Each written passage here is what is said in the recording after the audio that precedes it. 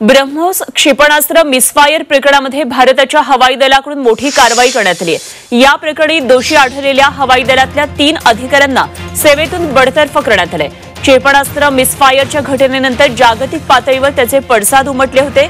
तसेच पाकिस्तानने घेतलेल्या आक्षेपामुळे भारताने घटनेची गांभीर्याने दखल घेऊन चौकशी सुरू केली होती आणि त्या चौकशीमध्ये दोषी आढळलेल्या हवाई दलातल्या ग्रुप कॅप्टन, विंग कमांडर आणि स्क्वॉड्रन लीडर या 3 अधिकाऱ्यांना बडतर्फ करण्यात आले।